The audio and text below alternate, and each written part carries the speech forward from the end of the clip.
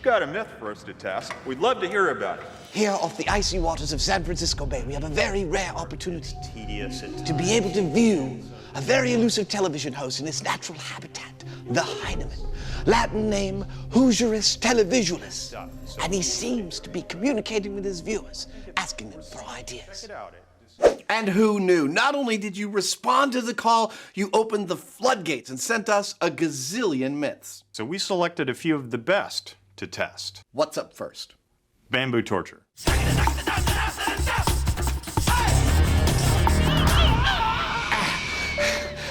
You had enough yet? Because I can keep singing all day long. I can take whatever you can throw at me. All right then, well, how about that, wise guy? A tiny bamboo plant? What are you gonna do to me with that? I'm gonna plant it and then grow it right through you. Really? Does that work? I don't know, but that's the myth, and I've always wanted to try it. It's a far-fetched fable straight from the fan site. During World War II, captured POWs were supposedly stretched above and then penetrated by fast-growing bamboo shoots. So what's your plan for this one? It's pretty straightforward, I think. We get some kind of a human analog, we get some fast-growing bamboo, and we plant the bamboo under the analog and see if it grows through it. Right, now normally I'd say we should use pig, but given the fact that this is gonna take a few days, it's gonna get way too smelly. Well, I tell you what, why don't we measure how much force it takes to penetrate pig flesh, and then we create a synthetic simulant that won't rot. And then put the bamboo underneath that. Exactly. And so crouching savage, hidden Heinemann begin their long and arduous search for the legendary torture technique in the mystical bamboo groves of Santa Cruz. Luckily enough, we live in California where bamboo grows beautifully. And the purveyor of these potentially penetrating plants That's the thing right there. That'll get you talking. is Larry Gellman. Is a bamboo shoot physically capable of pushing its way through human flesh? Bamboo shoots in the ground have to push through the dirt, around rocks, through rotten logs. I've seen bamboo shoots push up walkway pavers. So yes, they do push very hard when they're in the ground. If you're strapped down to this, oh, I can already feel it.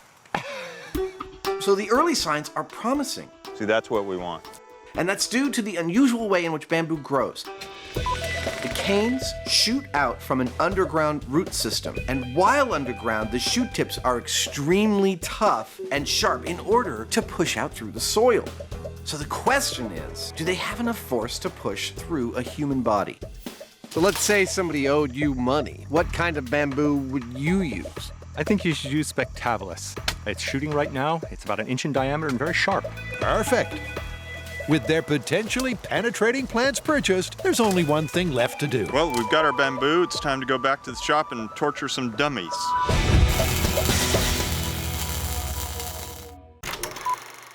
Used in water wheels and weapons, construction and the culinary arts, as a raw material, bamboo's versatility is virtually limitless. In the Philippines, they call this the dance of the bamboo pole. But fans want to know if this flexible, fast-growing grass could have been used as an instrument of torture. And to find out, Adam and Jamie need a human guinea pig to pierce. But which one? So the whole point of this test is to come up with a human analog. Now, we've done this on the show before, but usually with ballistics. I don't see any subcutaneous damage here. And this is a very well-explored field, not the slow penetration of something sharp like a bamboo plant. Nobody's done a lot of figuring on that, so we have to do it ourselves. We've got to go to the butcher, get a big slab of meat, start pushing spikes into it, come up with readings, and when we get those readings as to how much pressure and resistance the meat provides, we've got to imitate it with synthetic materials. Yep, to make a fake torso with accurate flesh-like resistance to a growing bamboo shoot, This has got to be the most gruesome thing I've ever made. the guys need to know exactly what that resistance is. In pushing through the meat very slowly, Jamie is imagining himself to be a plant. What's our peak? 8 max. Photosynthesizing, yearning for the sun. grabbing nutrients from the earth. All these things are passing through his mind. Several tests later, and the guys have a decent sample range 9.5 total. and decide to round up for simplicity's sake. Well, 10 pounds seems to be the magic number with this spike in penetrating flesh. So all we got to do is find a mix of materials around here that makes a flesh that doesn't rot and stink. Oh, there's some good stuff up here, Jamie. Because rotting and stinking upsets Jamie. It's kind of collapsing in on itself. Yeah, I know. But after spending an hour looking for a synthetic flesh analog, The skin's a little too tough. Jamie has a light bulb moment and they return to square one. Our ballistic material. I think it's perfect. Let me see what the needle says. 10 pounds. Wow. That is close enough for my money. I love that. And it's reusable. So clear ballistics material is the raw material of choice. He's armless. Get it? And Adam goes to work casting a torso to torture.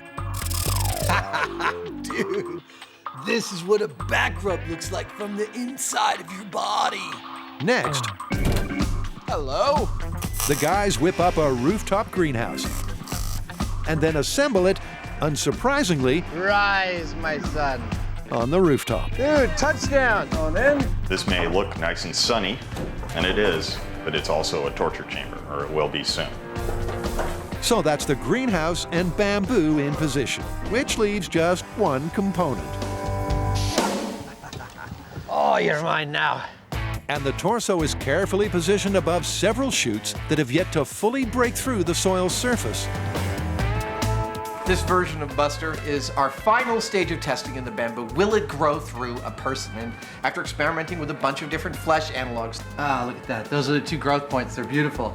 This ballistics material, which is non-water based, it won't rot, is the perfect material in terms of the amount of pressure it takes to push through. So that if the bamboo grows through this chest, we can definitively state that it would grow through you as well.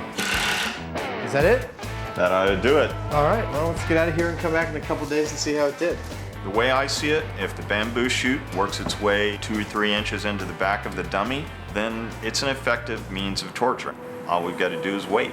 And while we wait, let's take time out to find out where this torturous tale came from. Since this is normally the portion of the show where we give some scientific background to the myth that we're tackling, what have we got in bamboo as a torture device? Absolutely nothing. Nothing? No official reports? No first-hand accounts? Nothing. Nunca. Wow. All right. Which is surprising, considering it's such an oft-repeated myth. So to definitively answer this fan fable, there's only one thing left to do. Let the gruesome growing commence.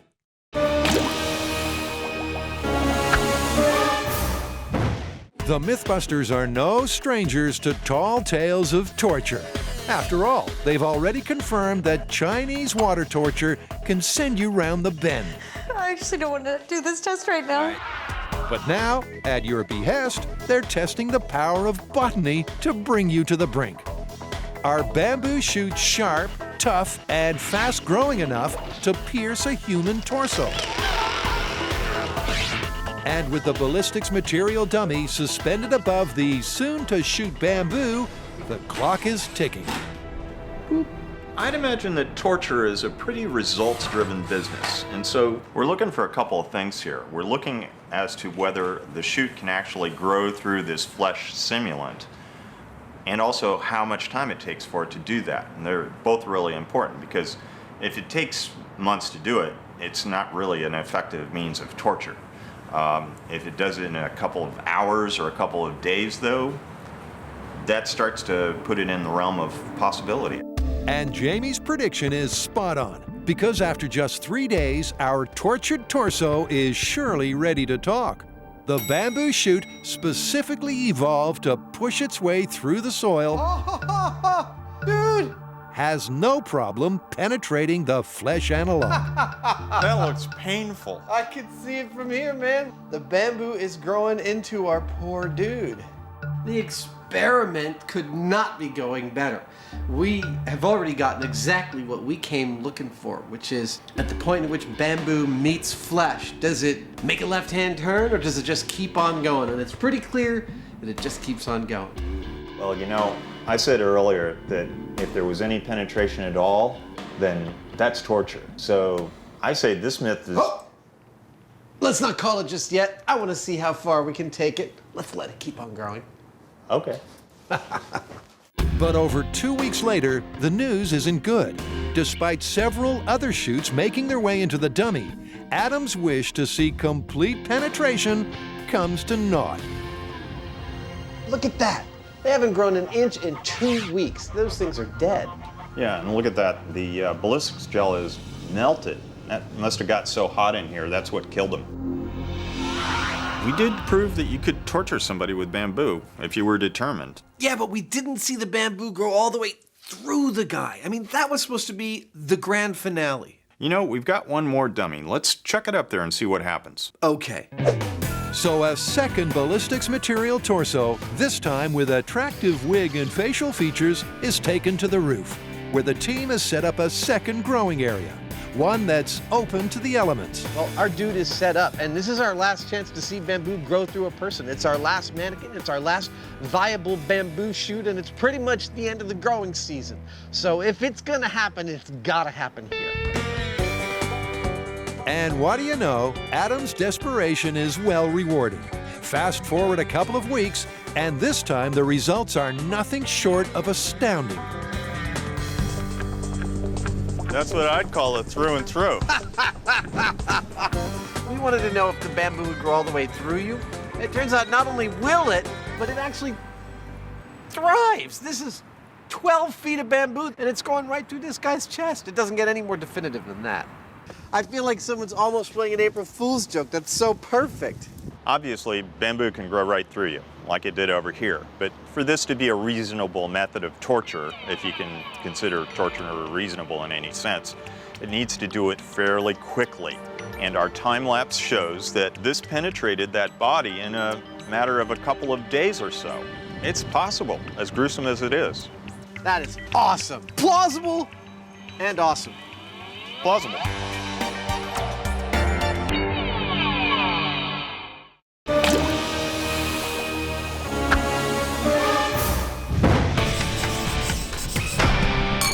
So what's next in the conveyor belt of myths? Well, for this one, I gotta paint you a picture. Imagine yourself on the frozen Arctic tundra. Your sled dogs have abandoned you, you've run out of all your equipment and food, and slowly you are dying, your life ebbing away minute by minute. Yeah, okay, I remember that. And then through tear-soaked eyes, you see relief, salvation on the horizon in the form of a St. Bernard trotting towards you with a barrel around his neck. That barrel is full of brandy. You take a couple of snorts of that brandy, it warms you up just enough to keep you alive until the rescue team arrives. Or this is like an aperitif before I eat the dog. You can't say that. This brave lifesaver is a one-man, or rather a one-dog rescue squad. In fact, that cask around his neck is full of brandy that he's taking to some lost traveler.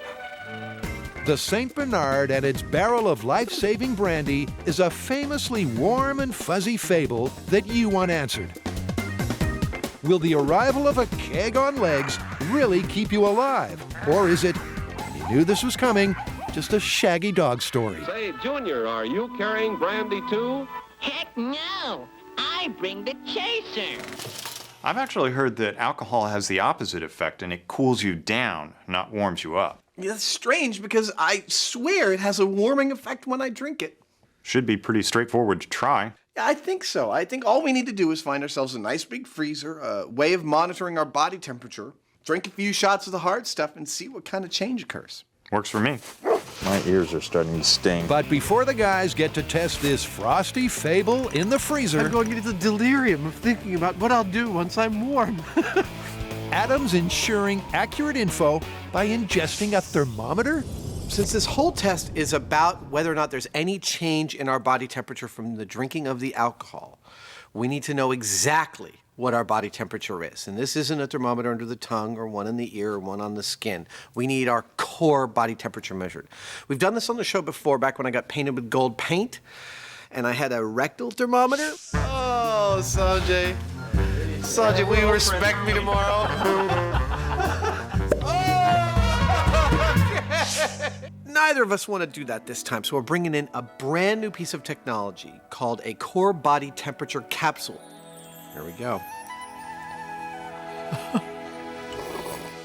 It's basically a passive radio. It goes into our stomach, keeps track of our core body temperature, and we check in on it with this. We hold this up to our bodies and boop, it tells us what our core body temperature is, and a couple days later, we pass it. They're disposable. I ate a radio for science. But that super accurate body temperature thermometer is not all they'll be using. The guys are going for data overload.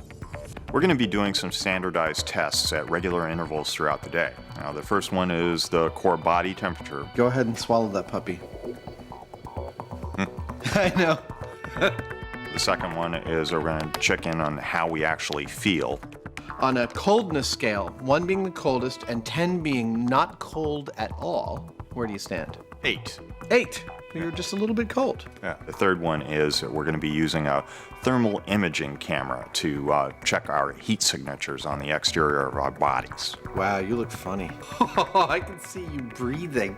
Basic temperature of your left hand, 94.1. And so, armed with their battery of data gathering equipment and a warm weather baseline, Okay, tip of the nose, 96 degrees. the boys are ready for the big freeze. All right, let's baseline. Let's get cold. Adam and Jamie are about to chill out to find out if a shot of brandy Good boy. will actually stave off hypothermia, or is it simply a furry fable? Since we always want to be authentic on MythBusters, Bob here, a St. Bernard, is going to be delivering the brandy to us. Isn't that right, Bob? We are at the very perfect place to test this myth at a company called Dean's Services. And they've got 125,000 square feet of freezer cold rooms at 0 degrees Fahrenheit, which is the temperature we're going to be working at. Oh, what's your core body temperature? Let's get a baseline before we get into the cold. 98.29. I'm 98.24. Are you ready? Ready as I'll ever be. Remember, Adam and Jamie, with their core body temperature capsules already in their stomachs, It's cold. I know. are literally walking thermometers. But they'll also be monitoring their mood as well as the surface temperature of their extremities. It's weird having a job where our only task today is to get cold and then drunk. Yep, stage one of the test is to simulate a situation in which the guys will need rescuing by a brandy-carrying St. Bernard. I'm starting to get uncomfortable. And that means getting very cold very fast. Right now, I don't feel so bad, but it's changing rapidly. Stage two, once they've completely chilled out, Calamari. Get the brandy off him. the drinking commences. But just 10 minutes into the test, and the guys get the first piece of relevant information. And it's not what you'd expect. My temperature's been steadily going up. It's now at 98.56. What does yours say? Yeah, I'm going up too. I'm at 98.9. I haven't read up on this, but the fact that my internal body temperature is rising while I'm feeling like I'm getting colder says to me something like my vascular system is clamping down on my extremities and keeping the heat inside. Check out the big brain on Jamie. Because he's nailed one of the key responses of all endothermic animals to the cold. The superficial blood vessels constrict, preventing heat loss through the skin and directing blood to critical internal organs. With such amazing evolutionary adaptations, it could take a while before the guys need rescuing. So to hurry things along, they decide on some drastic action. I don't think we're getting cold enough fast enough.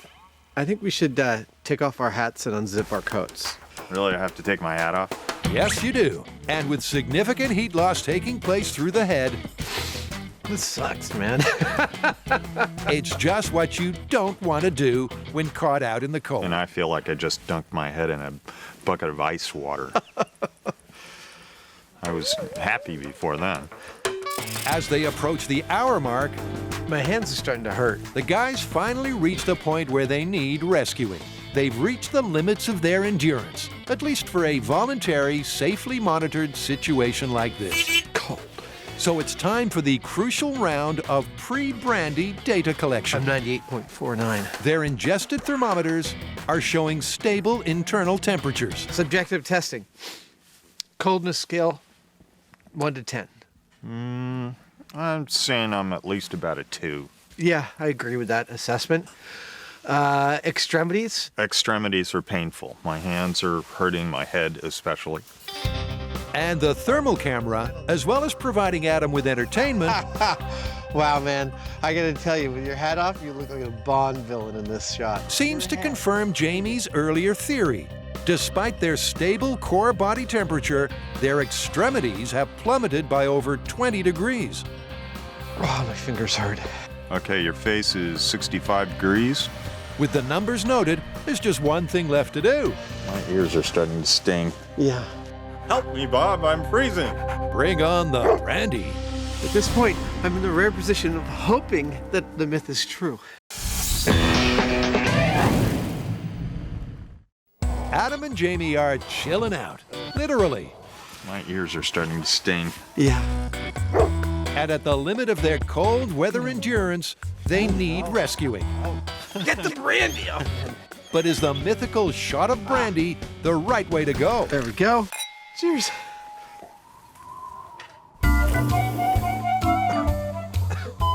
That's good brandy. The immediate signs, at least on a subjective level, seem to back up the myth. Yeah, the brandy sort of helped a little bit. There's definitely a feeling, a distinct feeling of a warm glow happening down here. But really, it's still painfully cold. But honestly, if you gave me the choice, I'd pour it on my hands and set it on fire at this point. A few minutes after downing the supposedly life-saving shots, the guys rustle up another set of data. And although their body temperature remains stable, 99.15. Mine's 98.6. the numbers for skin temperature are very interesting, Face is 74 degrees. which is an increase of 9 degrees from their pre-brandy temperatures.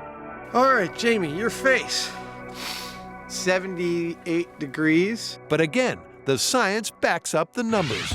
Alcohol does in fact dilate your blood vessels, leading to flushed cheeks and more blood flow to your skin. There we go. And to find out if this effect is really helping fight off the cold, Cheers! another shot is called for, and duly drunk. I got a hair. And once again, the immediate signs are that the alcohol has a positive subjective effect. I'm picturing big steaming pans of warm food and dunking my hands into them. I'm going into the delirium of thinking about what I'll do once I'm warm. But assuming this is a life or death situation, maybe improving your mood isn't a priority. I can already tell that my mental faculties are impaired. What we're supposed to do? Left hand. Oh, I'm getting them wrong, aren't I?